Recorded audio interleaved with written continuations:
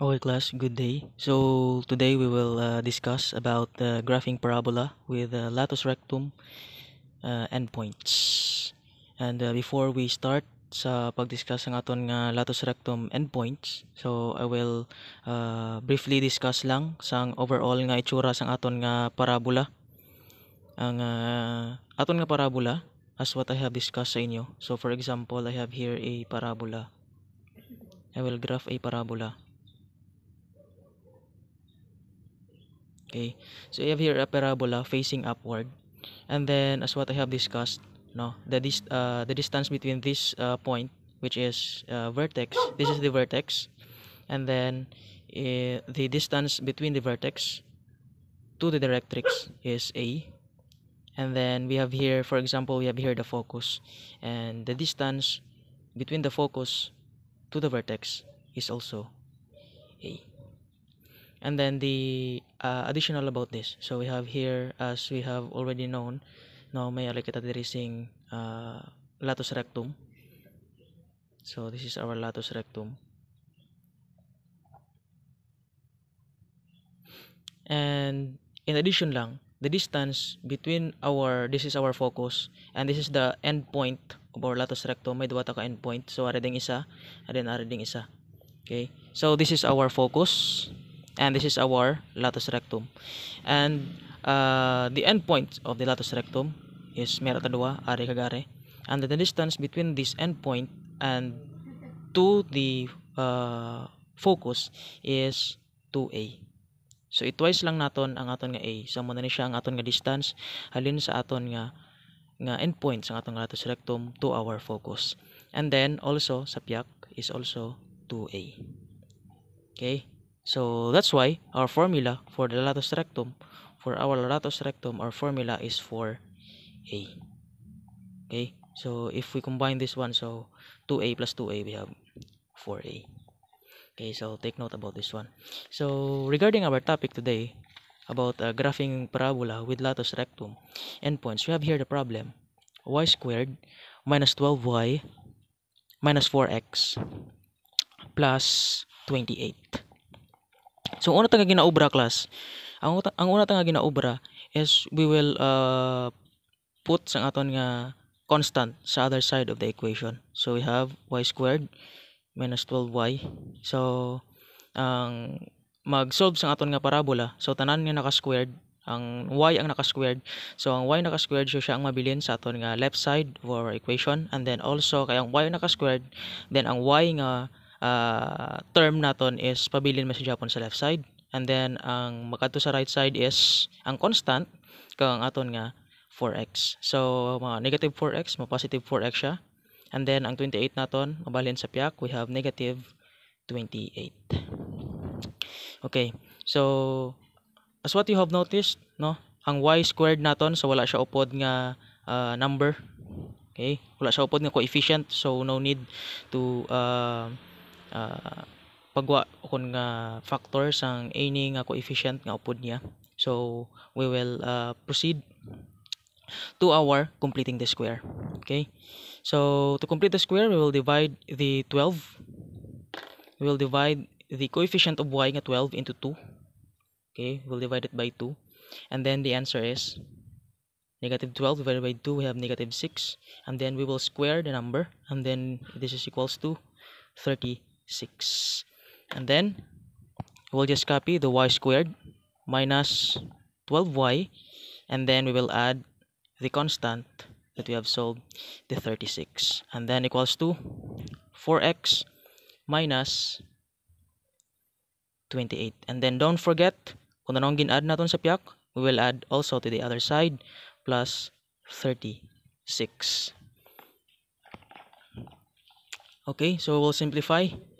Minus 12y plus 36 is equals to 4x negative 28 plus 36. So I will just show here in a calculator. So negative 28 plus 36, so we have 8. So we have positive 8. And then after that, we will factor this one, y squared minus 12y plus 36. Okay, So I will write y, and then what number nga kung i-multiply naton is 36, and then kung i-add is negative 12, so we have negative 6 and then squared. Okay, if we FOIL this one, mabalik lang tayo sa y squared minus 12y plus 36. So this equals to 4x plus 8. Okay, so okay na tayo. So I will just copy this one. Y minus 6 squared is equals to, ipagwa na ko ng 4 sa x, kaya may upod nga coefficient ang x na 4. So I will factor the 4 sa x. So x na lang mabilin. And then I will extract also the 4 sa 8. So kung extract ko ang 4 sa 8, so we'll have the 2 na lang. Okay, so kung i-distribute ko na yung 4 sa sulod, so 4 times x, we have 4x, and then 4 times 2, we have 8.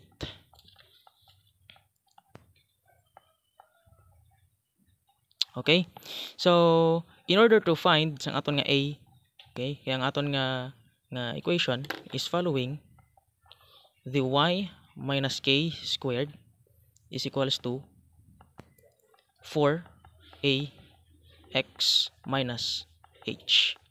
Okay, so we need to find the a, kaya importante na siyang a.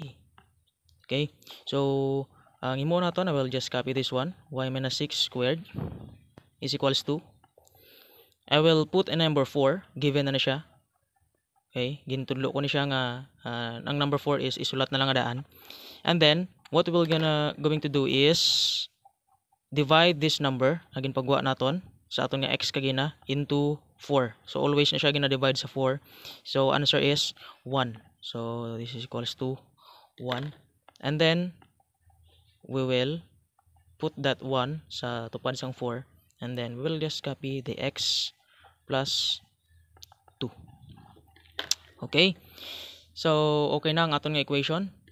So we have a y minus k squared is equals to 4a, a naton is 1, and then x minus or plus h. Okay, so we have our a is equals to 1, our vertex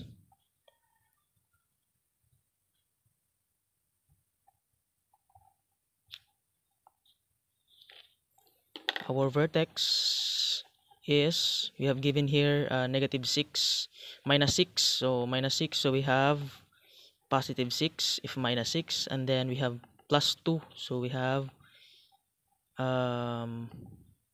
okay, so sorry, so x plus 2, so this one is dapat amo ni siyang aton nga h, and then amo ni dapat ang aton nga k.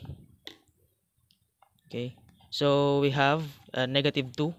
So instead of negative 6, okay, we will cancel this one. So instead of negative 6, so we have a negative, instead of 6, so we have negative 2. And then we have the positive 6. Okay, so take note, mayroon na vertex. And then next is, we will get our directrix. Solve na ito ng ating directrix.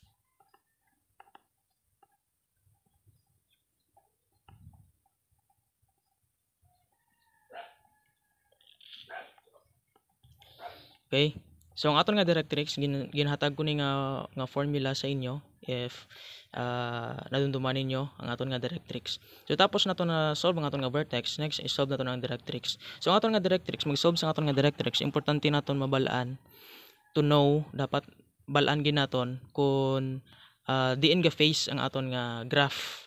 Okay, so just by looking at the given nga equation kagina, so we have y squared minus 12y minus 4x plus 28. So ang y naton ang naka-squared. So if ang y naka-squared, ang una magsulod sa akon is if it is either facing right side or facing the left side. And then after na kon ma-determine if it is either facing right side or left side, I will look at the sign of my 4 here, no? Ang sign sa akon nga 4 is positive. So because positive ang akon nga sign sa akon nga 4, so we are facing, so our graph is facing, this is facing the right side. Okay, So this is facing the right side. Okay, next is ma-determine naton directrix kung diin, because na-determine na naton kung diin siya ga-face, right side siya or left side. So na-determine naton nga right side siya ga-naton nga graph. Okay. So for our directrix, facing the right side, nagatago sa inyo sa equation. So when facing the right side, sa formula nga ginhatag ko sa inyo, so we have directrix naton nga formula. So we have x is equals to h minus a, and amor na siya, no? Okay, so x equals h minus a. And then answer is our h nga answer naton, this one, negative 2. So negative 2 minus a naton is 1. Okay, a naton is 1. Okay, so negative 2 minus 1. So our directrix is x equals to negative 3.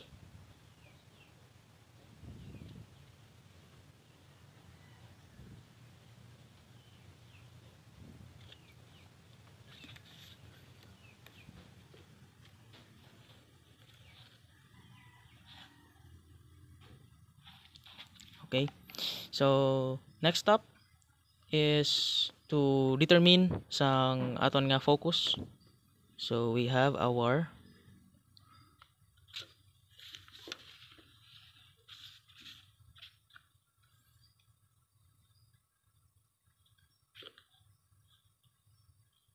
okay, so in determine our focus, we will look back sa aton nga discussion ng ligad. So in focus, kung naga-face siya right, ang aton nga formula for our focus, kung naga-face right ang aton nga equation or ang aton graph, so ang aton nga formula is h plus a and then k. Okay, so our h is negative 2 and then plus 1 ang aton nga a, and then we have a k naton nga 6. Okay, so answer is we have negative 1 and 6. So this is our focus.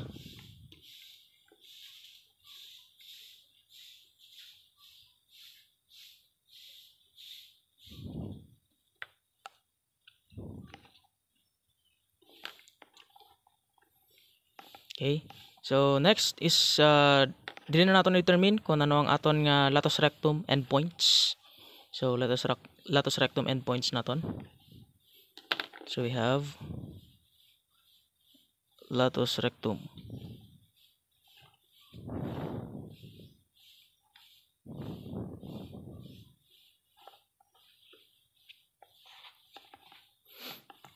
Okay, so ang latus rectum endpoints, mayroon siya formula.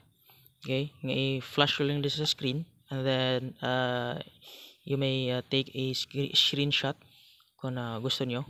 But ang akon nga ano lang nga suggestion is when we solve for the latus rectum endpoints, we will just look at our focus. Okay, so when solving for our latus rectum endpoints, so lantawon ta lang ang aton nga focus. Okay, dili lang ta matanlantaw kung anong answer naton sa aton nga focus. So ang focus naton is negative 1 and then 6. Okay, so in solving for latus rectum, kinanglaman naton ihibaluon kung diin siya ga-face. So facing right side or facing left side ang aton nga equation, naka y squared siya. So because it is facing right side, so we have our latus rectum endpoints. So we have h plus a and then k plus 2a. And we have also h plus a and then k minus 2a. So amo na siyang ginhatag ko nga equation sa inyo. Sige, flash ko nga screen. Sige, flash ko sa screen. So naghatag ko siyang equation. So ang latus rectum ni siya class, latus rectum nga endpoints is kung lantawon naton sa graph. If I have a graph, okay, kung amo na yung akon nga graph, for example mag-graph ko de, and then it is facing the right side, and then ang akon nga latus rectum is right here, no? And then my endpoints are de kag dire. Okay? And then na-discuss ko kagina nga ang directrix nakon kag ang akon nga vertex is ang iya nga distance is A, kag halin naman sa akon nga vertex kadto sa akon nga focus. Akon nga focus class is are de, no? Ginalabyan siya sa akon nga latus rectum, and then it is also A. And then gidiscuss ko mga kagina nga halin diri sa endpoint sang aton nga latus rectum kadto sa aton nga focus is 2A, so twice the A, and then also twice the A man sa other nga side. Okay?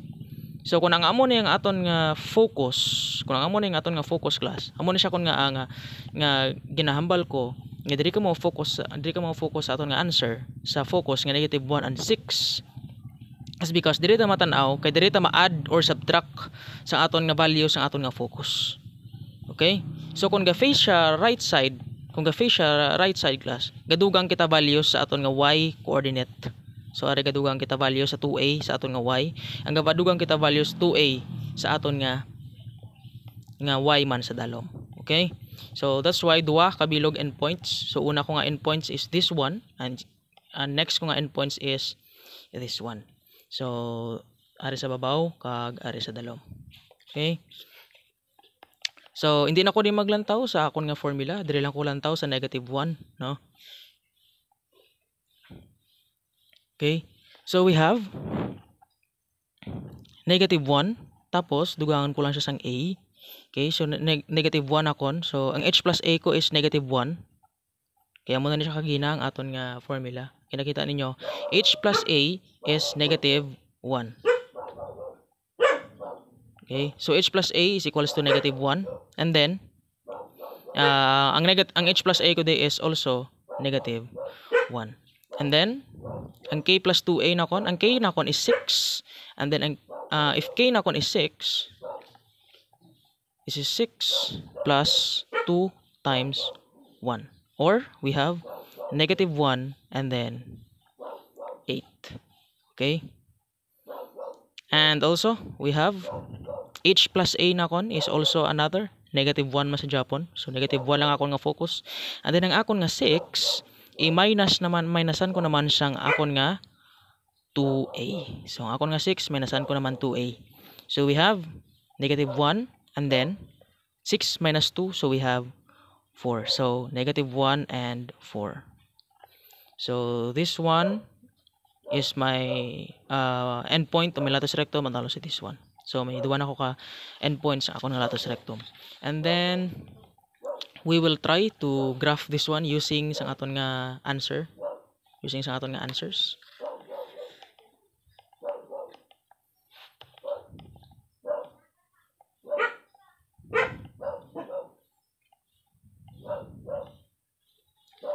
Okay.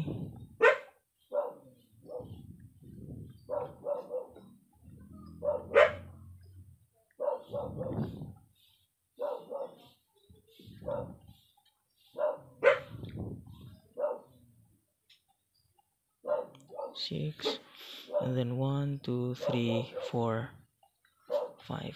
Okay, so tagaan ko lang number. So this is 1, 2, 3, 4, 5, and 6.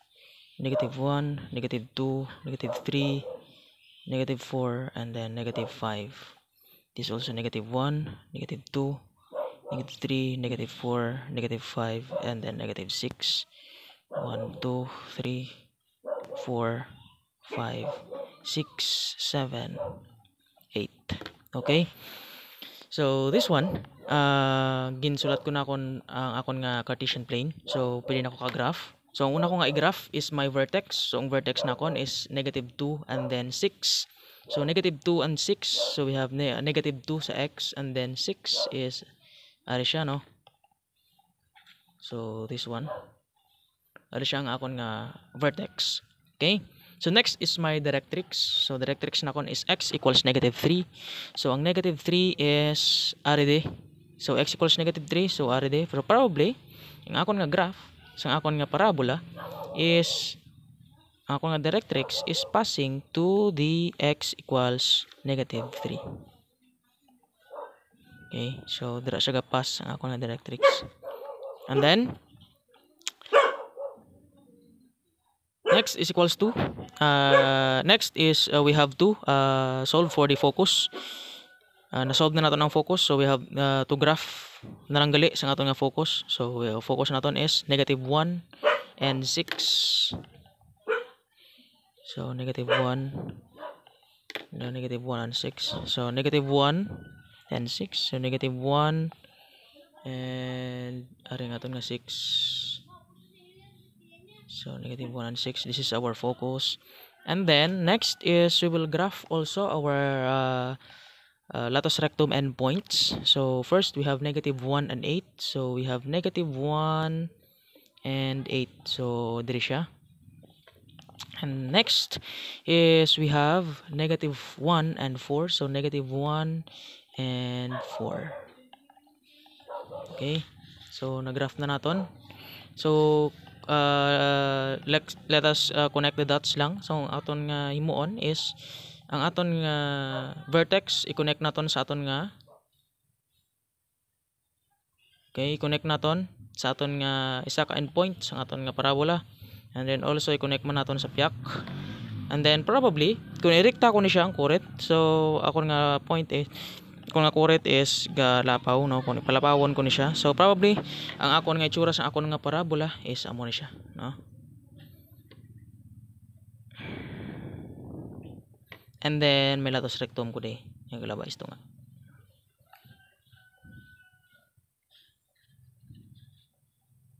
Okay, so that's all for this example. So we will proceed to the next example for more clarifications.